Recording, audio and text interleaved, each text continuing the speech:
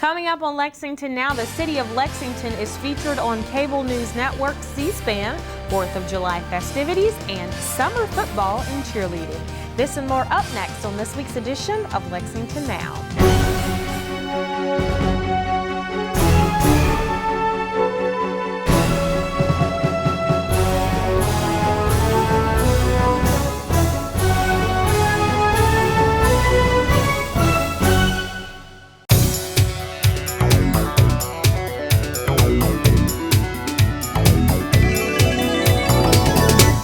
Roberts, and welcome to another edition of Lexington Now, where we take a look at the news that shapes your urban county government.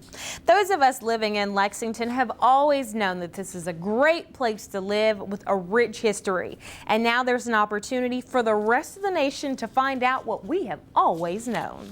It is an honor for us to welcome C-SPAN to Lexington.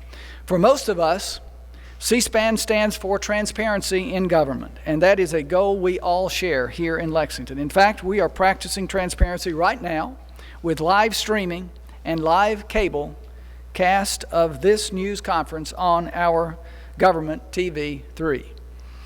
We routinely cablecast and live stream our meetings and news conferences and produce original local programs about government. C-SPAN is visiting Lexington to learn more about our history and more about our literary life. And of course, we've got some great stories to tell. Our city was founded 240 years ago in 1775, 1 year before the Declaration of Independence itself was signed. Henry Clay lived and worked here and changed the landscape of this community. Abraham Lincoln often said that Henry Clay was a mentor of his, and he was inspired by his leadership. The University of Kentucky and Transylvania University have deep roots here. They have enriched our literary scene, and recently the Carnegie Center for Literacy and Learning has been working hard to raise awareness in our city about our many talented writers. C-SPAN's Lexington programs will be cast locally on Time Warner channels, and Jason Keller will tell us more about that. This is an important project. And I will say, as a Lexington native myself, Lexington is alive right now in a way I don't think I've ever seen it before. And one of the reasons that we have such a bright future in front of us is because we have such a colorful past. We have such an interesting history. We also have a strong literary community right here in Central Kentucky. So this project that C-SPAN is kicking off this week is going to take aspects of both of those and communicate them all across the country. And I find that to be a very exciting thing for Lexington. You know, at Time Warner Cable, our mission is to connect our customers to the things that matter most to them. Oftentimes here in Central Kentucky, that means UK sports, but it also means connecting them to the decision makers and leaders who make real decisions that impact their lives. And that's why we're proud to be the only television provider here locally to provide GTV3 to our customers. We're also the only provider to provide all of the KET channels to all of our customers. And we're also proud to be part of the cable industry that founded C-SPAN many years ago. So this project is going to be very important. It's going to help Lexington communicate some of the best aspects of our community all across the country, and we're very excited to be part of that. What we decided to do back in May of 2011 is get out of Washington, D.C. and highlight some of these unique cities, small to mid-sized cities, that otherwise wouldn't be seen to our national audience. And so our goal is to provide an inside look into each city's unique history and nonfiction literary culture. And we're here, and we are so excited to be here in Lexington. As I was speaking to the mayor earlier, there is no way that we're going to be able to get to all the great history that is available here. So what we've done is, and the literary life is amazing as well. We can generate about 5 to 6 segments for history and 5 to 6 segments for books. And the goal is to sort of just give you a highlight of what Lexington's all about, and then our viewers get a look inside to what you have to offer. And that'd be a small look because it is very challenging to kind of narrow all this down. But for history, what will air on C-SPAN 3, and this will all air on July July 18th and 19th on C-SPAN 2 and C-SPAN 3. Also, all the segments we produce will be warehoused online on cspan.org/cities tour. There'll be a special Lexington page, so all of the programming will be there online indefinitely. And if you ever need something to view, you can spend there's 200,000 some hours of C-SPAN programming on the C-SPAN video library. So as I mentioned to Congressman Chandler back there, back in the day, I'm sure he's there. So if he wants to spend a weekend watching himself, he can. Anyway, some of the unique things we're going to highlight here in Lexington is we spent some time out at the Lexington National Cemetery looking at some of the political notables and also John C. Breckinridge, and then we also visited some of Mary Todd Lincoln's relatives and learned a little bit about them. In addition, we will go to in fact, Adrian's there this morning at the Mary Todd Lincoln home. We will also go to the Hunt Morgan house and learn a little bit about that history and how it's impacted Lexington. In addition, we'll go to Ashland, obviously, at the Henry Clay estate, and learn a little bit about Henry Clay and take a look at his home.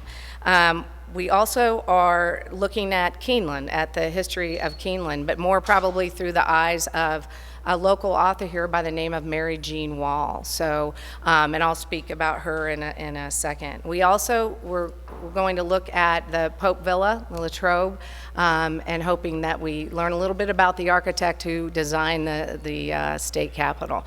Now, just know that even though we're going to be in these areas, we are going to gather other portions of Lexington history as they tell this story about these individual areas. So a lot of different subjects will come up as well. For our book TV programming, we have about 5 authors that we're looking at.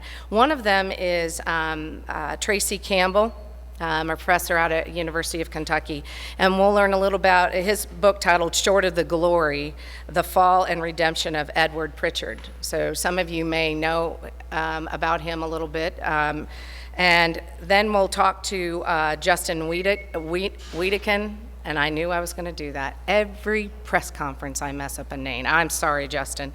But it's the Supreme Court confirmation hearing in the U.S. Senate reconsidering the charade. So relevant topics here. And then author Mary Jean Wall, who will talk about how Kentucky became Southern. So we'll learn a lot about the thoroughbred history as well through her, and that's what I mentioned about Keeneland as well, because you can't come to Lexington and not find out a little bit about the horse capital of the world, okay? So we also are going to talk to author Mark Walgren Summers. I don't know if you're familiar with him, but a little bit about Reconstruction.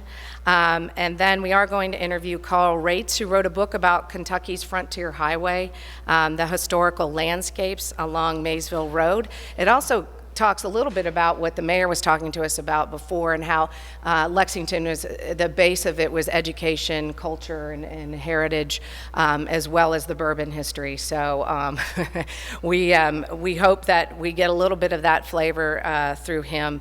And then we also are going to visit the University of Kentucky Special Collections and Archives, and working with Deirdre Skaggs there. There is a wonderful, the King Press is there that's operating that might be interesting to do a piece on, so we're waiting to hear back from them. But we did interview Mayor, and he will air on the Washington Journal going into Lexington weekend. And we are going to do a quick interview with Congressman Chandler, as Happy Chandler was a big prominent figure. So that is all that I have, and there's, like I mentioned, so much more, because I'm sure there's people out there going, why aren't you doing this, this, and this? And goodness, I wish we could. There's 3 of us. Behind me is Garrett Moore. He's new to us this time, but he's been at C-SPAN forever, so he knows what he's doing, we hope. Right, Garrett? And he'll be producing the book TV programs. I'm teasing. And then Adrian Hoare, who's not here, unfortunately, because she's at the Mary Todd Lincoln home, is going to be producing our history pieces. So I just want to take this opportunity to thank you all, and to thank Time Warner Cable, but the city of Lexington in general, for welcoming us into your home and letting us help spotlight your city a little bit. For more information about how Lexington is being showcased nationwide, log on to the city's website, lexingtonky.gov. The 4th of July is just around the corner, and there are, as always, plenty of ways for the entire family to celebrate our nation's independence.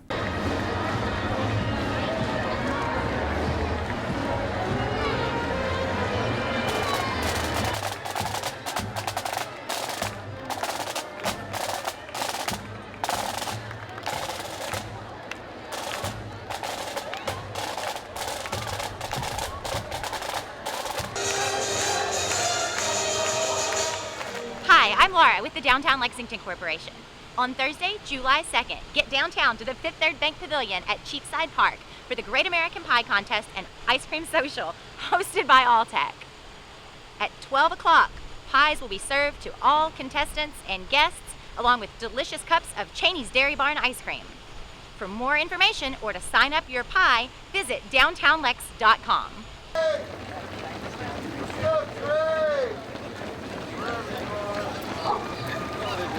Let your patriotism shine on Saturday, July 4th in downtown Lexington. We'll start the day with the Bluegrass 10,000 at 7:30 a.m.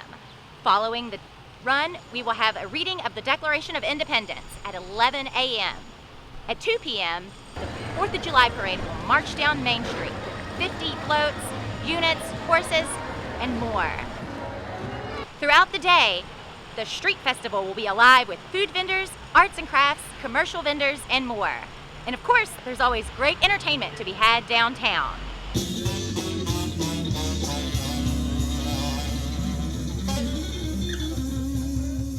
On Saturday, July 4th, the skies above downtown Lexington will be lit with fireworks at 10 p.m. For more information, visit downtownlex.com.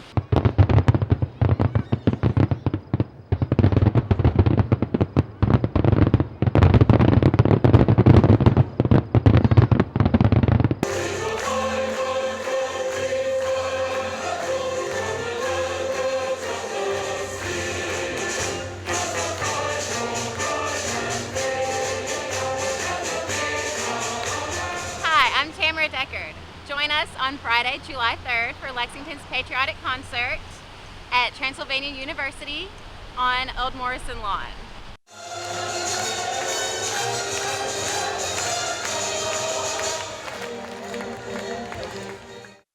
Food and drinks will be available for purchase. For more information about the 4th of July Festival and activities, visit downtownlex.com or find us on Facebook and Twitter.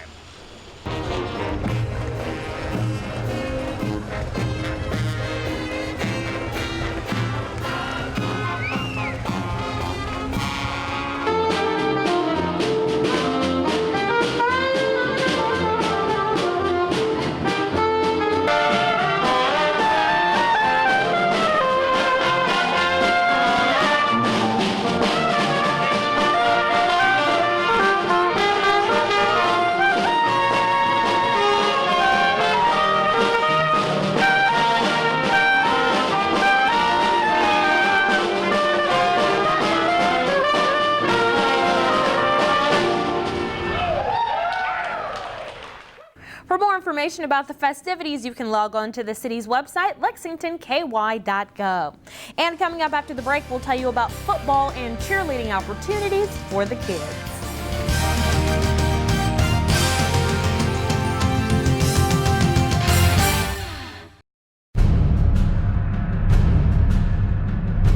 On July 4th, 1776, the 13 colonies claimed their independence from England, an event which eventually led to the formation of the United States. Each year on July 4th, also known as Independence Day, Americans celebrate this historic event. Conflict between the colonies and England was already a year old when the colonies convened a Continental Congress in Philadelphia in the summer of 1776. In a June 7 session in the Pennsylvania State House, later Independence Hall, Richard Henry Lee of Virginia presented a resolution with these famous words: "Resolved that these united colonies are and of right ought to be free and independent states, and that they are absolved from all allegiance to the British Crown, and that all political connection between them and the state of Great Britain is and ought to be totally dissolved." Lee's words were the impetus for the drafting of a formal Declaration of Independence. John Hancock, President of the Continental Congress, signed the Declaration of Independence. It is said that John Hancock signed his name with a great flourish, so England's King George can read that without spectacles. Today, the original copy of the Declaration of Independence is housed in the National Archives in Washington, D.C., and July 4th has been designated a national holiday to commemorate the day the United States laid down its claim to be a free and independent nation.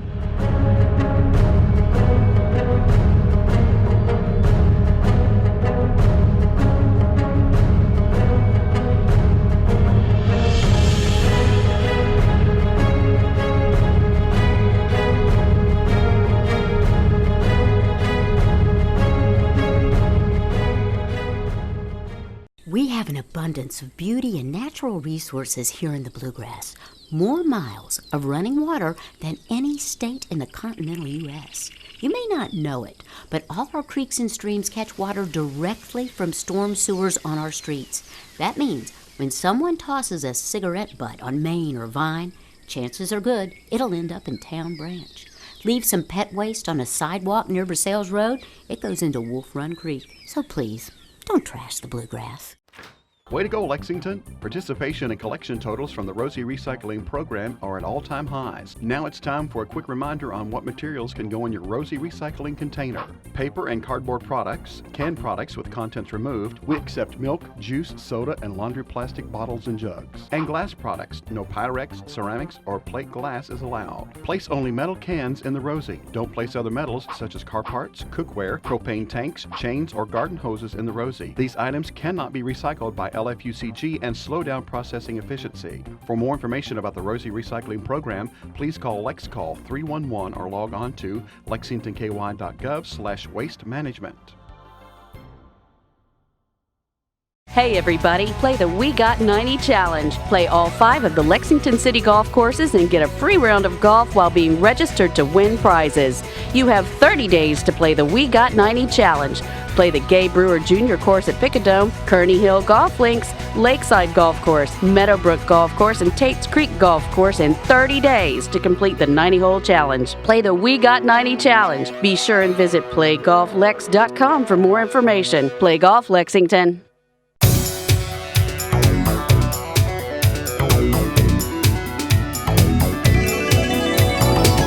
Welcome back to the show. Well, even though we're already in the middle of summer, there are still plenty of opportunities for youth when it comes to summer activities, including football and cheerleading. Here are the details on how to sign up. I'm Cornell Burbridge, Lexington Parks and Recreation. We actually signing up for football and cheerleading. I'm really excited because football is just an exciting part of the year. And like I said, we're signing up. Signing up started June the 1st. We have like an early bird sign up, June the 1st through July the 31st. There's ways you can actually register. You can come to Dunbar Community Center, which is 545 North Upper Street. You can register online. You can go to our website, which is www.lexingtonky.gov/parks. Registration fees are football is $55 unless you qualify for a scholarship, which it'll be $27.50. Cheerleading registration fee is $35, and if you have a scholarship, it will be $17.50. Once you come and register, you must have a proof of age, or you must have the scholarship documentation, and you would definitely get that scholarship. The ages for football sign-ups, the ages are from 7 to 12, age as of August the 1st. Cheerleading is from 5-year-olds to 12-year-olds, age as of August the 1st. So, I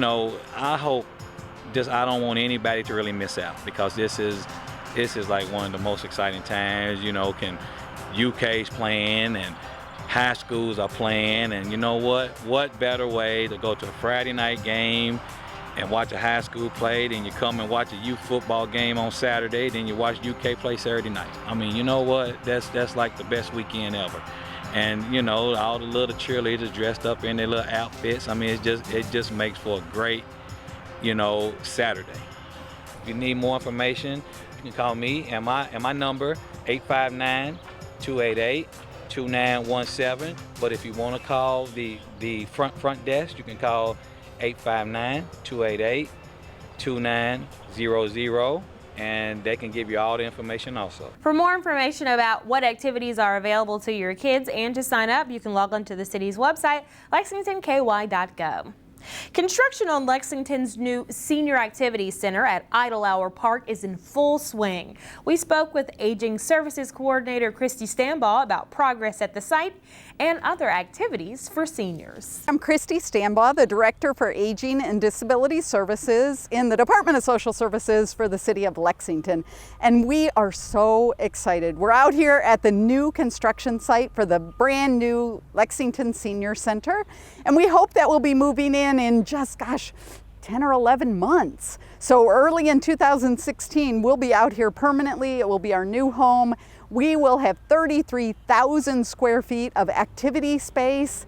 We will have designated classrooms, a designated fitness room, a designated dance studio, a music room, 2 classrooms, a cafe, outdoor seating. We're still working. We think there's going to be some outdoor pickleball courts.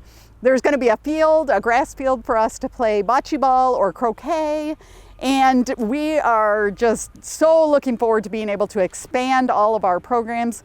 You can always visit us now at the Lexington Senior Center at 1530 Nicholasville Road. Just remember that alumni is closed, but you can still get to the Senior Center. You just have to get to us off of Nicholasville Road. Come out to the Senior Center. We're open Monday through Friday from 8 to 5. Meet the staff. All of the staff that are at the center now are going to move with us to this new center, and then we'll be adding some additional staff. And we'll be able to meet all of the needs, the growing needs of our aging population here in the city of Lexington. If you want information on the current center, please call 859-278-6072. If there's something that my office can do, the Office of Aging and Disability Services, give me a call at 258-3806. So what you see behind us, we are so excited. Construction actually started, we broke the ground in October of last year, and they already had the footprint of the building laid out. The design part is done. The building is beautiful. You can go to www.lexingtonky.gov aging and check out the new senior center plans. The outside facade is magnificent. It is so modern and beautiful, and it blends in nicely with the 22-acre park that is here out at Idle Hour. So construction actually kind of started the day or a couple days leading up to our groundbreaking on October 12th. We had kind of a rough winter, as you know, lots of snow, then lots of rain. We kind of in our heads, we were saying, you know what, we'll be moving in March of 2016. Looks like now it's about April of 2016. So I think we're still right on schedule. And I got to tell you, now that we have some upright steel beams going, it just seems so much more real. We've been watching the footprint. Our neighbors here at the Idle Hour neighborhood have been sending me pictures, letting me know what's going on. But just to see the beams going up, and hopefully very soon we'll be under roof. And then we'll be able to move very, very quickly. Again, we're still anticipating an open date in early April of 2016.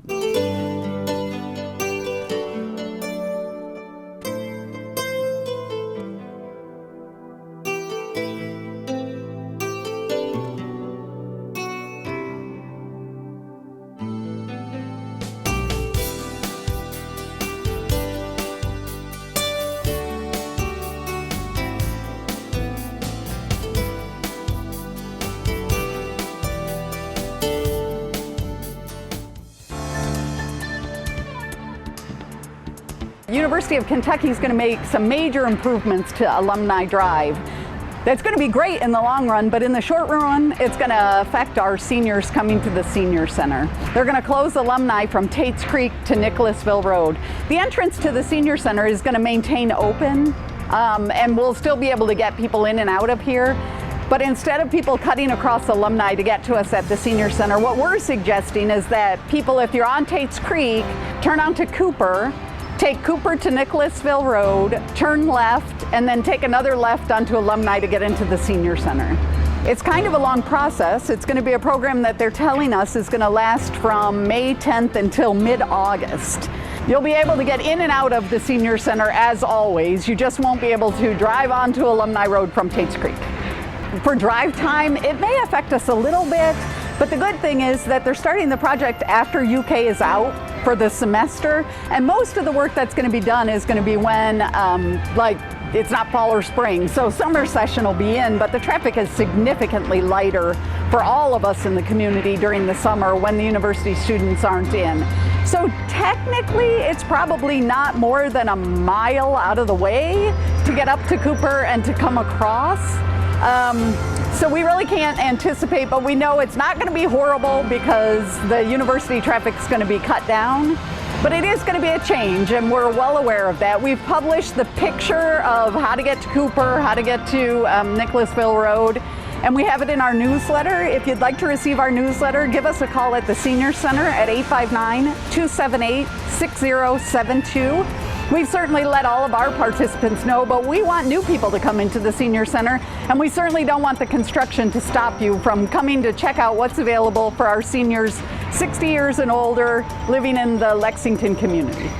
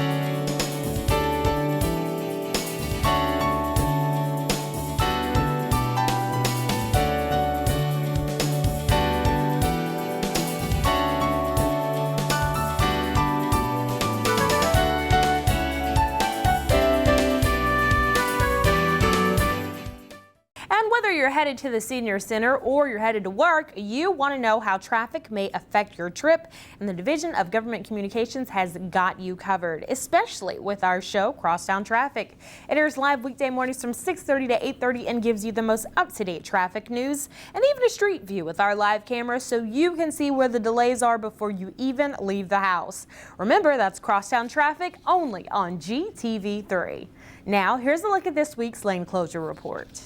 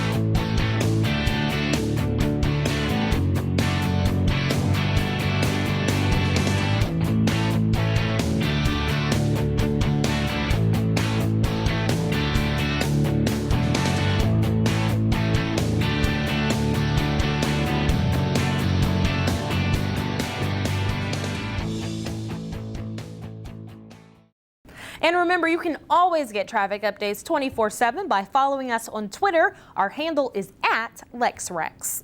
There's another full week here at City Hall. Here's a quick look at some of what's on the calendar. But for a complete listing of meetings and events, you can log on to the city's website. You know where to find us, lexingtonky.gov.